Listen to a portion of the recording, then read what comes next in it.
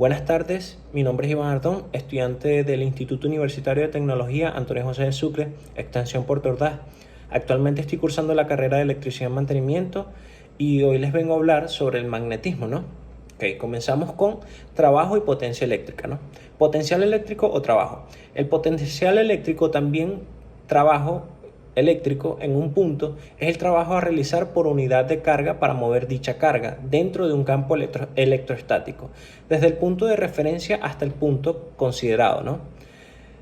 Ignorando el componente irrotacional del campo eléctrico. Dicho de otra forma, es el trabajo que debe realizar una fuerza externa para traer una carga positiva unitaria Q desde el punto de referencia hasta el punto considerado, ¿no?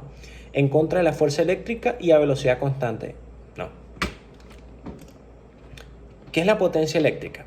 La potencia eléctrica es la proporción por unidad de tiempo o ritmo con la cual la energía eléctrica es transferida por un circuito eléctrico, es decir, la cantidad de energía eléctrica entregada o absorbida en un elemento en un momento determinado. La unidad en el Sistema Internacional de Unidades es el vatio o el watt, ¿no?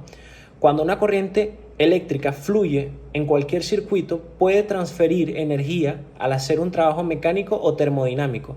Los dispositivos que convierten la energía eléctrica de muchas maneras útiles, como el calor, la luz, lámparas incandescentes, el arranque o movimiento de un motor eléctrico, sonido, altavoz o procesos químicos. La electricidad se puede producir mecánica o químicamente por la generación de energía eléctrica o también por la transmisión de la luz en las células fotoeléctricas, ¿no? Fuerzas magnéticas. Vamos con la primera, fuerza magnética. La fuerza magnética es la parte de la fuerza de Lenz, ¿no?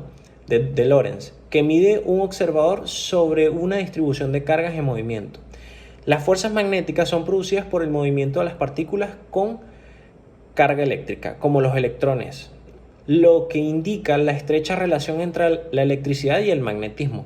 Las fuerzas magnéticas entre imanes o electroimanes, ¿no?, son un efecto de la fuerza magnética entre cargas en movimiento.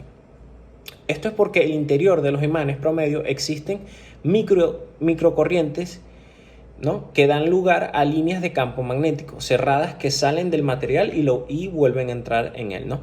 Los puntos de entrada forman un polo y los de salida el otro polo, ¿no? Fuerzas magnéticas, segunda parte, ¿no? Vamos con la fuerza electromagnética. La fuerza electromagnética es una interacción que ocurre entre las partículas con carga eléctrica. Es una fuerza fundamental desde un punto de vista macroscópico y fijado un observador suele separarse en dos tipos de interacción. La interacción electrostática, que actúa sobre cuerpos cargados en reposo respecto al observador, y la interacción magnética, que actúa solamente sobre cargas en movimiento respecto al observador, ¿no? Fuerzas magnéticas, tercera parte, ¿no?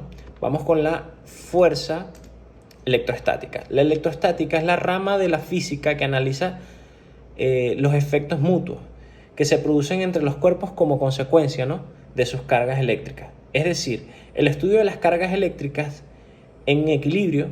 La carga eléctrica es la propiedad de la materia responsable de los fenómenos electrostáticos, cuyos efectos aparecen en forma de atracciones y repulsiones entre los cuerpos que la poseen. Históricamente, la electrostática fue la primera rama del electromagnetismo en desarrollarse, ¿no? Vamos con el galvanómetro. ¿Qué es el galvanómetro? Un galvanómetro es un instrumento que se usa para detectar y medir la corriente eléctrica en un circuito, ¿no? Se trata de un transductor analógico electromecánico que produce una deformación de rotación en una aguja o puntero en respuesta a la corriente eléctrica que fluye a través de su bobina. Este término se ha ampliado para incluir los usos del mismo dispositivo en equipos de grabación, posicionamiento y servomecánicos, ¿no? Es capaz de detectar la presencia de pequeñas corrientes en un circuito cerrado y puede ser adaptado, ¿no?, mediante su calibración para medir su magnitud, ¿no? Vamos con el campo magnético. ¿Qué es un campo magnético? Un campo magnético es la representación matemática del modo en que las fuerzas magnéticas se distribuyen en el espacio que circunda a una fuente magnética. Esta fuente puede ser un imán, una carga en movimiento o una corriente eléctrica. Muchas cargas en movimiento. Siempre que exista alguno de estos elementos, habrá un campo magnético a su alrededor, es decir, un campo de fuerza magnética Fuera de este campo no hay efectos magnéticos, ¿no? Una característica fundamental de los campos magnéticos es que son dipolares, poseen un polo norte y un polo sur, a los que también se les dice polo positivo y polo negativo, ¿no? A diferencia de los campos eléctricos que pueden generarse, ¿no?, por cargas eléctricas como un electrón, no existen. Las cargas magnéticas que generen campos magnéticos, ¿no? Los campos magnéticos siempre tienen asociados dos polos. Como consecuencia, las líneas del campo magnético son siempre cerradas, como en el caso del imán, salen del polo norte y llegan al polo sur, ¿no? ¿Cómo se comporta el campo magnético? Que pasa a través de una línea de inducción, ¿no? Bueno, el campo de inducción magnética es solenoidal, es decir, tienen divergencia nula en todos los puntos. Esto significa que dicho campo no tiene ni fuentes ni sumideros, ¿no? Y por tanto, como resaltaremos posteriormente, las líneas de fuerza del campo magnético son siempre cerradas, ¿no? Vamos, la fuerza electromotriz.